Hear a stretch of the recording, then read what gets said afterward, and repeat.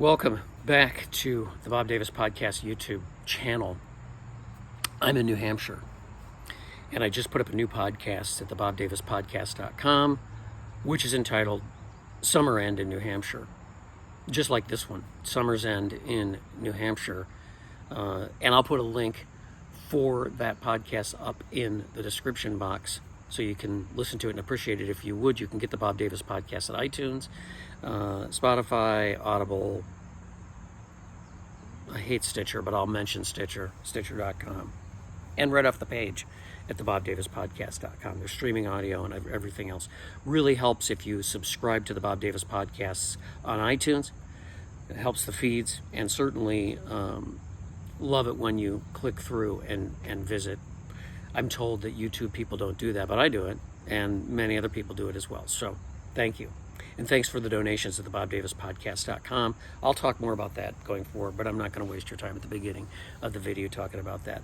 Thank you for subscribing as well. We continue to grow, and I appreciate that a great deal. So I'm in the backyard of my friend's house here in New Hampshire with my Holy t-shirt. This isn't network television. This isn't a high production value YouTube channel. And I'm just really enjoying coming to New Hampshire. As you know, if you've been listening to the podcast or watching the videos, I started out the summer on the cool lake in Wisconsin with a beautiful fire every night, all the way through until July 31st when I left Wisconsin and started heading east because my nephew's getting married in Portsmouth, New Hampshire, in about 2 weeks.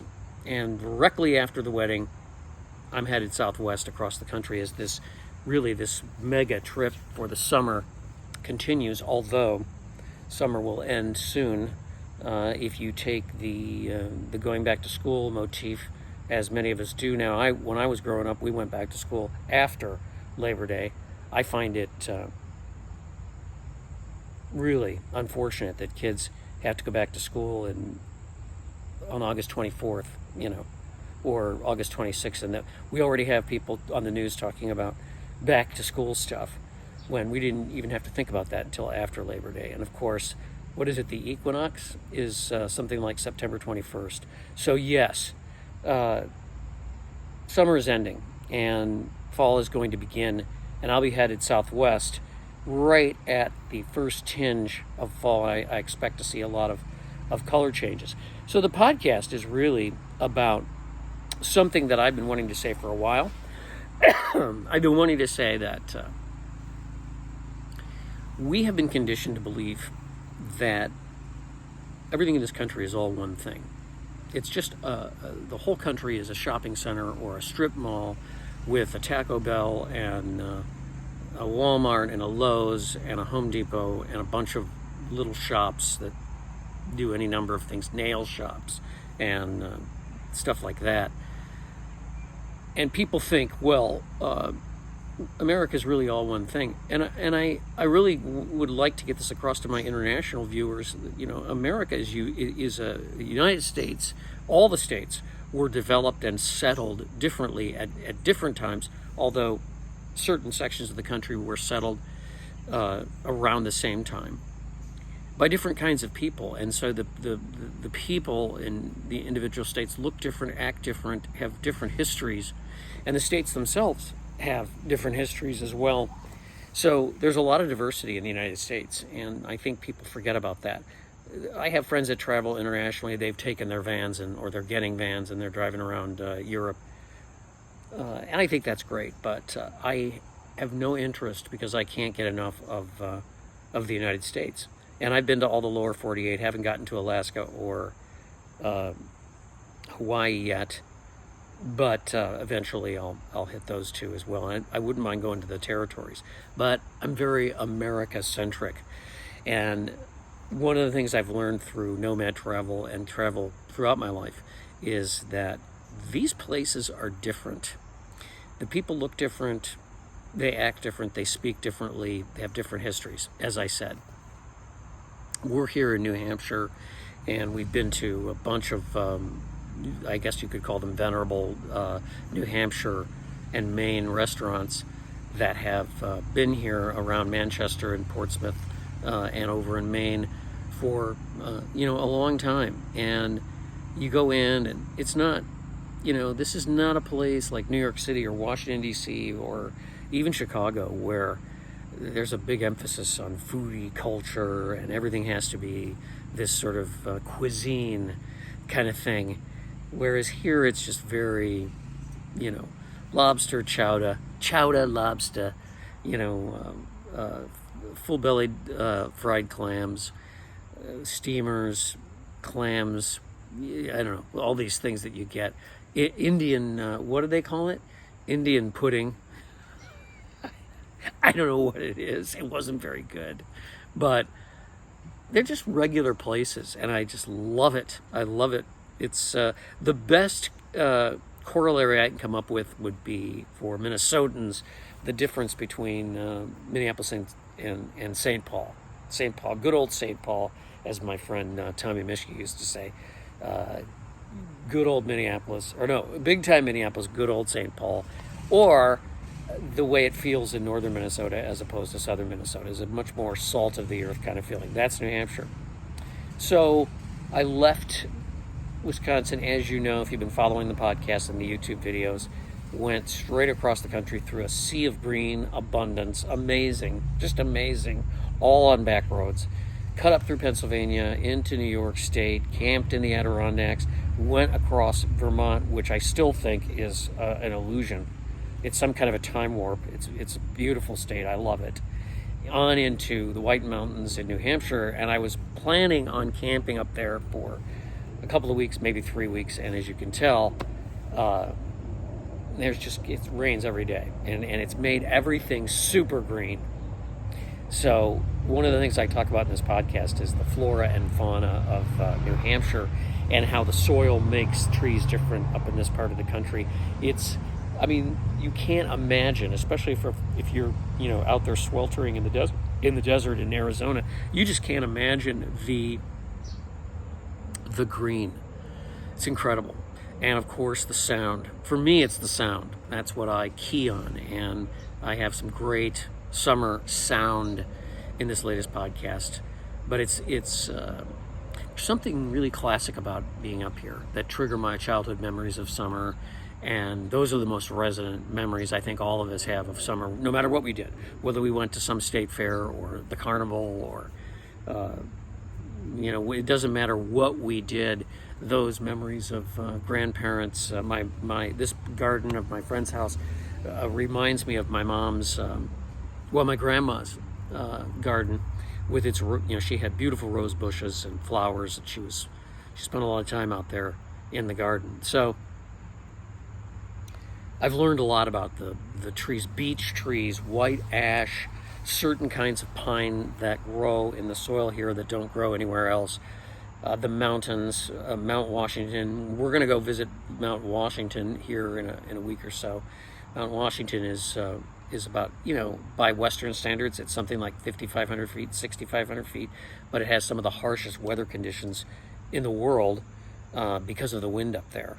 And the father of, the inventor of actual voice radio and FM radio, Armstrong, had a big transmitter up there that formed the basis, I think, of the Yankee network, which was an FM radio network back in the I want to say it was before World War II. So that's how far back it goes, and it's supposedly really interesting. And you take this train up there that has this wheel that goes into the tracks and pulls the train up the mountain. So it's kind of interesting. And my understanding is that we were going to take the auto road, but we've decided against it because apparently it's quite treacherous. Maybe somebody will comment on that. I've never been there. I'm going next week. So the Granite State, the live free or die state, just has some really interesting qualities about it. And of course, I love going to Maine too. 2 years ago, I went all the way up to the border by New Brunswick and really enjoyed that trip through Maine. I won't be doing that this year. That was a bit much. And I enjoyed it. Maine's a big state. You don't realize, you see it on the map, it looks small, but it feels really big. And the cool thing about this part of the country is that generally speaking, these are not super large states geographically, but they're really diverse. You know, you've got sort of this urban Massachusetts, Portsmouth, Manchester, Boston across the border in Massachusetts area. You've got the shore, you've got maritime, you've got ancient manufacturing here going back to the 1760s and 70s. And then, of course, you've got this industrial powerhouse that they call, unfortunately, the Rust Belt. But at one time, that was Silicon Valley for the world. It wasn't just the United States. Everything in the world was made with taconite from, northern Minnesota and Michigan, and coal from West Virginia and Ohio, and oil from Pennsylvania, and all these great cities were built, and all these great plants flourished in this part of the country not too long ago. So I find it fascinating. And I mentioned that in the podcast that, a lot of the families that live here are literally descendants of people that came over on the Mayflower. So it's really full of history. And we're going to go to Portsmouth for my nephew's wedding, and that is a city that dates back to the 1600s. The other thing about it, and I mentioned this in the podcast too, is that there's all these graveyards around here.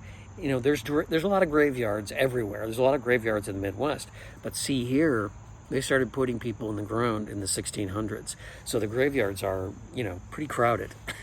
And they precede all of the development in general. So state highways and things like that have to be built around these graveyards. And I snaked through quite a few small towns on the way out here where you're like, why do I have to go all the way around? And then you go, oh yeah, there's a graveyard there. That's why. That's really cool. So America is actually really diverse, and the different towns in different states have unique characteristics, and that's something that never fails to interest me. Finally, if you spent the time this summer watching coverage of hot weather, you think that we're in the middle of an apocalypse. And yet, I'm in the Garden of Eden. Apocalypse, really? And I'm just reminded how that kind of coverage just foments this feeling of panic and fear and resignation that is not a part of nomad life. We don't feel that way because we are experiencing people, places, and things in a different way. And that's one of the reasons that every time I travel for any period of time, my passion for nomad travel and nomad life is reignited in a big way. It's just amazing. Because we don't have that feeling of being trapped. I had a guy make a comment here on YouTube recently. I can't remember if it was on YouTube or he actually sent me a donation and said, hey, I'm a 26-year-old guy in the Netherlands, and you're an inspiration. I just can't live in this dystopian world anymore, and I hope to get out and be a nomad in the United States pretty soon. And I mentioned that there's a YouTube person, the curly-haired camper. Her and her husband are in Switzerland right now, actually, and they are doing, what we do here all over Europe. And there's a lot of people doing it in Europe too. And I can't imagine the diversity and history in Europe as well. It renews your sense of life, and your zest and your passion for life, instead of being stuck in a dystopian world. And thank you, my friend, for mentioning that. So, the YouTube channel continues to grow. Thank you for your subscriptions to the YouTube channel and the likes. I hate it when they go, hey, like and share and subscribe, yada, yada, yada. Click that notification bell. You know what to do. If you like what I do, thank you. And listen to the podcast. Again, I'll put a link in the description box down there somewhere. And love it when you listen. Usually I'll either do a longer form video or I will do a short. I'll probably end up doing both for this particular podcast, just because I'm still experimenting with shorts versus longer form videos. Some people like them. I'm not going to go 30 minutes because I think that's way too long. So thank you. And I guess I'm going to go have some full-bellied clams. Goodbye.